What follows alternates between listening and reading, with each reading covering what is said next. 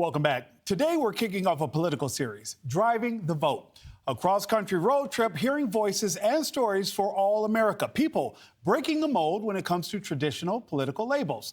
First stop, New Jersey, a reliably blue state, but Republicans are hoping to rally enough suburban voters fed up with high property taxes and what they call liberal social agendas to, quote, make New Jersey red again. Senior national correspondent Brian Enton checked in with some folks from a key voter bloc, suburban women, including a mom of 3 boys. The most important factor is their safety and the ability to raise them how I want to raise them. The fact that the Republican Party wants to get into the doctor's offices with my young girls and determine what they should do with their bodies is unacceptable to me. Behavior matters. The way you speak matters, because as soon as the President of the United States is calling people losers, being disrespectful, you've now allowed everyone else to do that.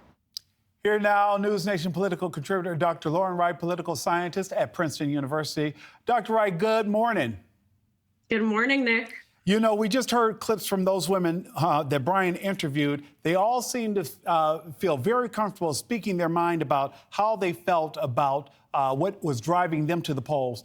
Dr. Wright, there's no real expectation that New Jersey will turn red this election year. Harris is leading Trump in the Garden State, but could we see a gradual reddening of the state?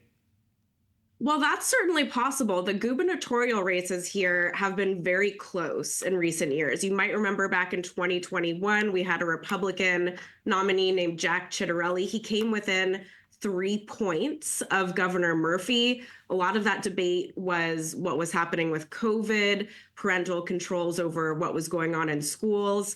And so there is this sense, especially in these off-year races, where Republicans do get very close in this race. And certainly we've had very famous Republican governors here.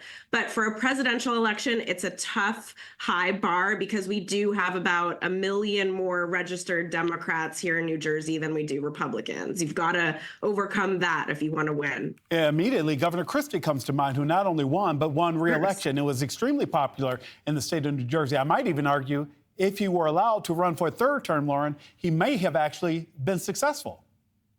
Yes, he's still very well liked here. And the question, of course, is, does that translate to the national stage? And I think that's the same question with the presidential election. You know, can Trump make up the ground in New Jersey that these Republican governors were able to in the past? And it is just very difficult. I don't expect it to go red this year, but Trump might gain some ground, probably for the same reasons you've been talking about. You know, he's making inroads among working class voters, among these groups that usually vote Democrat pretty reliably, but now they're considering other options because they're upset about the economy. Let's talk about a group that you've surveyed extensively. A KFF survey of women voters finds that suburban women still lean Democratic. And when it comes to abortion, 69% say they are pro-choice, and about 3/4 say they think about abortion and how it should be legal in all or most cases.